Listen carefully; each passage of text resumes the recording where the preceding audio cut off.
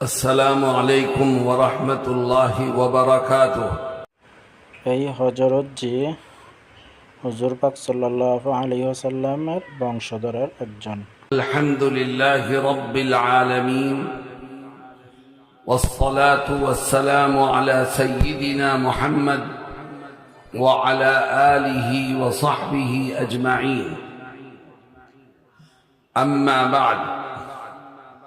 قال النبي صلى الله عليه وسلم: من أكل طيبا وعمل في سنة وأمن الناس بوائقه دخل الجنة أو كما قال صلى الله عليه وسلم۔ حضرات علماء کرام،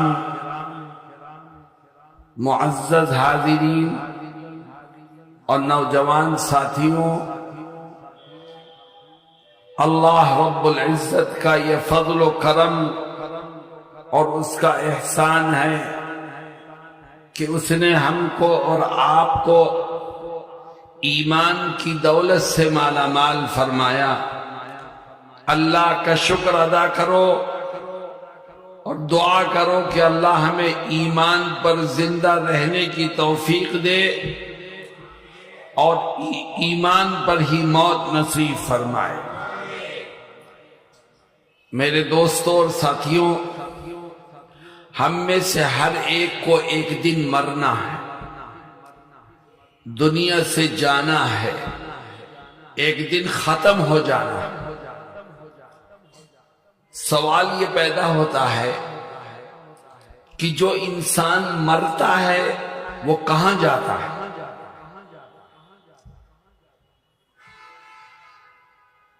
دنیا میں بہت سے مذہب ہیں اور ہر ایک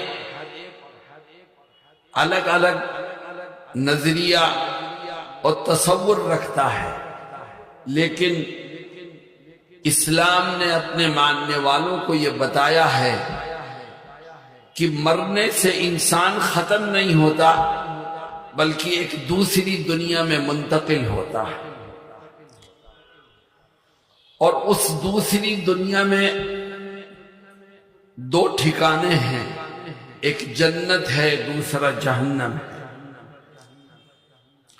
اور عجیب بات یہ ہے کہ جتنے ہم لوگ یہاں بیٹھے ہیں یا جتنے مانش دنیا میں ہیں، ہر ایک کی دو سیٹیں ہیں اللہ کے ہاں، ہر ایک آدمی کی، ایک جنت میں ہے، ایک جہنم میں۔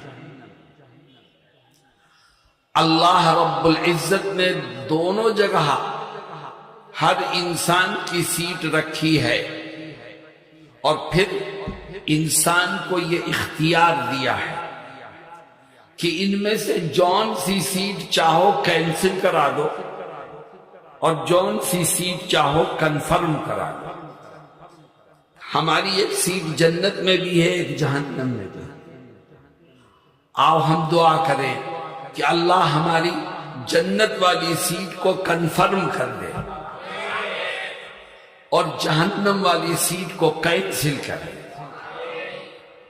لیکن میرے دوستوں اور ساتھیوں، جنت والی سیٹ اگر کنفرم کرانا چاہتے ہو تو یہ کام صرف دعاؤں سے نہیں ہوگا، صرف خواہشات سے نہیں ہوگا، صرف چاہنے سے نہیں ہوگا، بلکہ اس کے لیے دنیا کی اس زندگی میں کچھ کام کرنے پڑیں گے۔ مجھے بتاؤ کہ وہ کام کرنے کے لیے تیار ہو؟ کتنے کام کرنے پڑیں گے؟ کیا کام کرنے پڑیں گے؟ بہت لمبی فہرست نہیں ہے، صرف 3 کام ہیں، صرف 3 کام۔ جس نے دنیا کی زندگی میں یہ 3 کام کر لیے، اللہ اس کی جنت والی سیٹ کو کنفرم کر دے گا اور جہنم والی سیٹ کو کینسل فرما دے گا۔ وہ 3 کام کیا ہیں؟ میں ایک ایک کر کے بیان کروں گا، مگر مگر میری ایک شرط ہے، اور وہ شرط یہ ہے کہ اس بات کا عہد کرو کہ ہم ان تینوں کاموں کو سن کر کے ان پر عمل کریں۔ میرے دوستوں، وہ تین کام ہیں کیا؟ نماز، روزہ، حج، زکوٰۃ، اس کا تذکرہ نہیں ہے۔ کیوں؟ نماز پڑھنا تو فرض ہے، رمضان کے روزے رکھنا بھی فرض ہے، مالدار پر حج کرنا، زکوٰۃ دینا فرض ہے، وہ کام کرنا لازم اور ضروری ہے، ان کا تذکرہ نہیں ہے۔ اگر تم چاہتے ہو کہ خدا جنت والی سیٹ کو کنفرم کر دے اور جہنم والی سیٹ کو کینسل کر دے تو نماز، روزہ، حج، زکوٰۃ کے ساتھ ساتھ تین کام اور کرو۔ اگر یہ تین کام کرو گے تو ان کی برکت سے نماز، روزہ، حج، زکوٰۃ قبول ہوگی، ورنہ نہیں قبول ہوگی۔ وہ تین کام ہیں کیا؟ حضرت محمد مصطفیٰ صلی اللہ علیہ وسلم ایک حدیث شریف میں ان تینوں کاموں کو ذکر کرتے ہیں اور فرماتے ہیں من اکل طیبا وعمل فی سنت وامن الناس بوائقہ دخل الجنہ۔ کیا فرماتے ہیں؟ کہتے ہیں کہ اگر تم یہ چاہتے ہو کہ اللہ تمہاری جنت والی سیٹ کو کنفرم کر دے اور جہنم والی سیٹ کو کینسل کر دے تو نماز، روزہ، حج، زکوٰۃ کے ساتھ ساتھ تین کام اور کرو۔ ان تین کاموں میں سے پہلا کام یہ ہے کہ آج سے اس بات کا عہد کر لو کہ زندگی کے آخری سانس تک جو لقمہ میرے پیٹ میں جائے گا وہ حلال کا ہوگا۔ اگر تمہارا کھانا حلال ہے، تمہارا پینا حلال ہے، تمہارا کاروبار حلال ہے، تمہاری بزنس حلال ہے، تمہاری آمدنی حلال ہے، تو اللہ اس کی برکت سے تمہاری نمازیں بھی قبول کرے گا، روزے بھی قبول کرے گا، حج بھی قبول کرے گا، زکوٰۃ بھی قبول کرے گا۔ اور اگر ان آدمی مانش حرام کھاتا ہے تو نماز پڑھتا ہے، تو جو حرام کھا کے نماز پڑھے گا اس کی نماز قبول نہیں ہوگی، جو حرام کھا کے روزہ رکھے گا اس کا روزہ قبول نہیں ہوگا، جو حرام کھا کے حج پر جائے گا یا زکوٰۃ دے گا اس کی کوئی نیکی قبول نہیں ہوگی۔ میرے دوستوں اور ساتھیوں، اتنا بڑا مجمع ہے، میری طبیعت خراب ہے، میری آواز سے آپ سمجھ رہے ہوں گے نزلہ زکام ہے، لیکن میں پھر بھی بول رہا ہوں۔ کیوں؟ میں یہ چاہتا ہوں اس مجمع کا ایک ایک آدمی جنت میں جانے والا بن جائے۔ جو کاروبار کرو سچائی کے ساتھ کرو۔ آج مسلمانوں کے کھانے پینے اور کاروبار کو حرام بنانے کی کوشش کی جا رہی ہے، چنانچہ مسلمان کاروبار کرتا ہے کیسا؟ سودی کاروبار کرتا ہے، سود لینا بھی حرام، سود دینا بھی حرام، سودی کاروبار بھی حرام۔ یاد رکھو، تم نے 5 حج کر لیے، ہر سال روزے رکھے، عمرے پر گئے، صدقہ خیرات کی، لیکن تم نے اپنے کاروبار میں سود ملا کر کے اس کو حرام کر دیا، تو اللہ کے ہاں کوئی نیکی قبولیت کے درجے کو نہیں پہنچے۔ جناب رسول اللہ صلی اللہ علیہ وسلم یہی فرماتے ہیں کہ اکل طیبا، رزق حلال کھاؤ تو اللہ جنت والی سیٹ کو کنفرم کر دے گا اور جہنم والی سیٹ کو کینسل فرما دے گا۔ میرے دوستو، بتاؤ اس کے لیے تیار ہو؟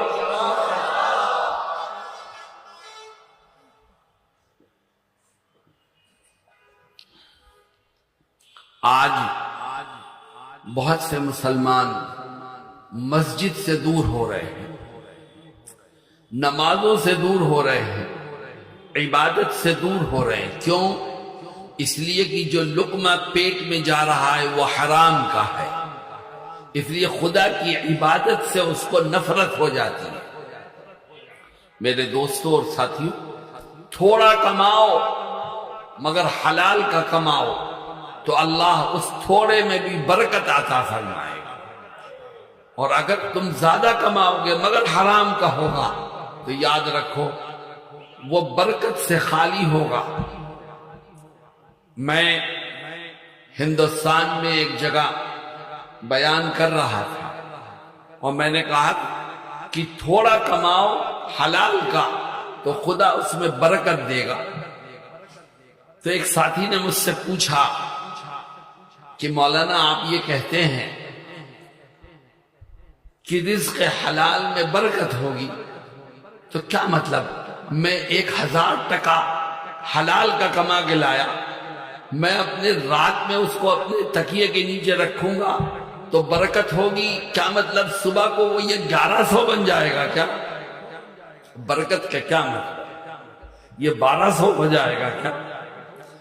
تو میں نے اس کو سمجھایا اور میں نے کہا نہیں، 1000 ٹکا صبح کو تو نکالے گا تو وہ 1000 رہے گا، لیکن برکت کا مطلب یہ ہے کہ یہ رزق حلال ہے، اللہ اس تھوڑے سے پیسے میں غیب سے تیری تمام ضرورتوں کو پورا فرما دے گا۔ رزق حلال ہے یہ، اس کی برکت سے اللہ تجھے بیماریوں سے بچائے گا، چوروں سے بچائے گا، کوٹ کے چکر سے بچائے گا، اللہ تھوڑے سے پیسے میں تیری تمام ضرورتوں کو پورا فرما دے گا۔ میرے دوستوں اور ساتھیوں، آؤ ہم بھی عہد کریں کہ انشاءاللہ جو بھی کمائیں گے حلال کا کمائیں گے، ایمانداری سے کمائیں گے، سود کی لعنت سے بچتے ہوئے کمائیں گے۔ اور دیکھو میری ایک بات سنو، تم نے سود لیا، تم نے جھوٹ بولا، تم نے بےایمانی کی دولت کو کمانے کے لیے، تو ایک بات ذہن میں رکھو کہ دولت اور روپیہ، پیسہ، ٹکا انسان کو اتنا ہی ملتا ہے جتنا اس کی تقدیر میں لکھا ہوا ہے۔ جتنا تقدیر میں لکھا ہے اتنا ہی ملے گا۔ اب ہمیں اختیار ہے، چاہے ہم حلال طریقے سے لے لیں چاہے حرام طریقے سے، پر جتنا تقدیر میں لکھا ہے اس سے ایک ذرہ بھی ہمیں زائد نہیں مل سکتا، نہ ہم زائد کما سکتے ہیں، نہ کوئی ہماری تقدیر کا ایک لقمہ ہم سے چھین سکتا ہے۔ اللہ رب العزت ہم سب کو رزق حلال کھانے اور کمانے کی توفیق عطا فرمائے۔ نمبر 2، نبی کریم علیہ السلام فرماتے ہیں کہ اگر تم یہ چاہتے ہو کہ جنت میں داخل ہو، جنت والی سیٹ تمہاری کنفرم ہو اور جہنم والی سیٹ کینسل ہو جائے، تو ایک دوسرا کام بھی کرو، نماز، روزہ، حج، زکوٰۃ کے ساتھ ساتھ۔ اے آقا وہ دوسرا کام کیا ہے؟ فرماتے ہیں اگر جنت والی سیٹ کو کنفرم کرانا چاہتا ہے تو تو اس بات کا عہد کر لے کہ زندگی کے آخری سانس تک اٹھتے بیٹھتے، کھاتے پیتے، چلتے پھرتے میں نبی کریم علیہ السلام کی ایک ایک سنت پر عمل کروں۔ جو آقا کی سنتوں پر عمل کرتے کرتے دنیا پہ جائے گا، اللہ اس کی جنت والی سیٹ کو کنفرم کر دے گا اور جہنم والی سیٹ کو کینسل فرما دے گا۔ مسلمانوں، میں اپنے دل کا درد بیان کرتا ہوں کہ آج نبی کی سنتوں کو نقصان یہودیوں سے نہیں پہنچ رہا ہے، عیسائیوں سے نہیں پہنچ رہا ہے، کافروں اور مشرکوں سے نہیں پہنچ رہا ہے، آج نبی کی سنتوں کو نقصان خود مسلمانوں سے پہنچ رہا ہے۔ مسلمان نبی کا نام لیتا ہے لیکن نبی کی سنت پر عمل کرنے سے دور بھاگتا ہے اور دوسروں کے طریقے کو اپناتے ہیں۔ کچھ ساتھی یہاں پر بھی مجھے دکھ رہے ہیں جن کے چہروں پر داڑھیاں نہیں ہیں، ہم نے کن کی نقل اتار کے اپنی نبی کی سنت کو کھرچ کے نالی میں بہایا ہے؟ کس کی نقل اتاری ہے؟ یہودیوں کی، اللہ کے دشمنوں کی، نبی کو برا بھلا کہنے والوں کی نقل اتارتے ہو تو بتاؤ کل میدان محشر میں نبی کا سامنا کیسے کرو؟ آج جن کے جیب میں چند ٹکے آ جاتے ہیں وہ شادی بیاہ کے موقع پر نبی کی سنتوں کو بھول جاتے ہیں، اور علماء جن کے پاس پیسے ہیں وہ بھی شادی کے موقع پر وہ تمام خرافات کرتے ہیں جو ایک جاہل کرتا ہے۔ کیوں؟ پیسے ہیں اس کے پاس، اس لیے سنتوں کی کوئی حیثیت نہیں، جبکہ جناب رسول اللہ صلی اللہ علیہ وسلم فرماتے ہیں اعظم النکاح برکۃ ایسرہ مؤونۃ، سب سے بابرکت شادی وہ ہے جس میں کم سے کم خرچ کیا جائے، جو سادگی سے مکمل کی جائے۔ میرے دوستوں اور ساتھیوں، نبی کی سنتوں پر عمل کرو، اور آج رات میں سونے سے پہلے میری ایک بات کو دھیان سے سنو۔ آج رات بستر پر پہنچنے کے بعد سونے سے پہلے سوچو کہ صبح سے لے کے رات تک کتنی سنتیں ہیں جو ہم سے چھوٹی ہیں۔ غور کرو کون کون سی سنت ہم سے چھوٹی۔ ہم صبح کو اٹھے تو ہم نے اٹھنے والی دعا پڑھی کہ نہیں پڑھی؟ ہم جب بیت الخلاء میں گئے تو ہم نے سنت کے مطابق کون سا پیر پہلے رکھا، کون سا بعد میں رکھا؟ بیت الخلاء میں جانے کی دعا پڑھی کہ نہیں پڑھی؟ باہر نکلے تو کون سا پیر پہلے نکالا، سنت کے مطابق نکلے کہ نہیں نکلے؟ دعا پڑھی؟ ایک ایک چیز کو تلاش کرو کہ کون کون سی سنت چھوٹی ہے۔ جب تم غور کرو گے تو خدا تمہاری مدد کرے، اور جب یاد آ جائے کہ یہ چھوٹی یہ چھوٹی یہ چھوٹی تو اپنے رب سے کہو کہ اے خدا آج تک تو سنتیں چھوٹی ہیں، میں توبہ کرتا ہوں اور وعدہ کرتا ہوں کہ انشاءاللہ آئندہ یہ سنتیں نہیں چھوٹیں گی۔ کیوں؟ اس لیے کہ مجھے جنت میں اپنی سیٹ کنفرم کرانی۔ کیوں؟ اس لیے کہ مجھے جہنم والی سیٹ کو کینسل کرانی۔ کیوں بھائی؟ اس پر عمل کرو گے انشاءاللہ۔ آخری چیز، جناب رسول اللہ صلی اللہ علیہ وسلم فرماتے ہیں من اکل طیبا وعمل فی سنت وامن الناس بوائقہ دخل الجنہ۔ فرماتے ہیں اگر تم یہ چاہتے ہو کہ جنت والی سیٹ کنفرم ہو جائے اور جہنم والی سیٹ کینسل ہو جائے تو نماز، روزہ، حج، زکوٰۃ کے ساتھ ساتھ 3 کام اور کرو۔ ان 3 کاموں میں سے تیسرا کام فرماتے ہیں کہ اگر جنت والی سیٹ کنفرم کرانا چاہتا ہے اور جہنم والی کو کینسل کرانا چاہتا ہے تو اس بات کا عہد کر لے کہ زندگی کے آخری سانس تک اپنی زبان سے، اپنے ہاتھ سے، اپنے عمل سے کسی کو ناحق کوئی تکلیف نہیں پہنچا۔ اللہ کے بندوں کو دکھ دینے سے بچ، کسی کو پریشان مت کر۔ تو اللہ کے بندوں کو پریشان کرنے اور تکلیف میں مبتلا کرنے سے بچے گا تو اللہ تیری جنت والی سیٹ کو کنفرم کر دے گا۔ تو نمازیں بھی پڑھتا ہے، روزے بھی رکھتا ہے، زکوٰۃ بھی دیتا ہے، حج بھی کرتا ہے، لیکن تیری زبان سے لوگوں کو تکلیف پہنچتی ہے، تیرے ہاتھ سے لوگوں کو تکلیف پہنچتی ہے، تو ہر ایک کی غیبت کرتا ہے، کسی کے بارے میں جو منہ میں آتا ہے کہہ دیتا ہے۔ یاد رکھ تیرا رب تیرے ہر عمل کو دیکھ رہا ہے۔ اگر تو اپنی ذات سے کسی کو ناحق پریشان کرے گا، تکلیف پہنچائے گا تو تیری جنت والی سیٹ کنفرم نہیں ہو پائے گی اور جہنم والی سیٹ کینسل نہیں ہو پائے گی۔ میرے دوستوں اور ساتھیوں، جناب رسول اللہ صلی اللہ علیہ وسلم کی یہ حدیث ہماری آنکھوں کو کھولنے کے لیے کافی ہے۔ آج ہم آپس میں ایک دوسرے سے جھگڑ رہے ہیں، اختلافات ہیں، نفرتیں ہیں، ایک دوسرے کو تکلیف پہنچا کر ہمیں خوشی محسوس ہوتی ہے۔ بتاؤ، جو اپنے ساتھی کو تکلیف پہنچا کے خوش ہو وہ جنت کا مستحق کیسے بن سکتا ہے؟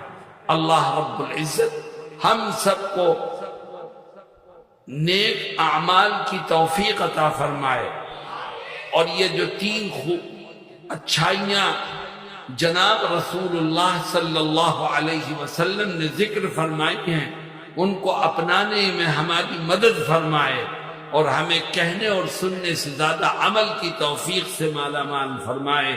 وآخر دعوانا ان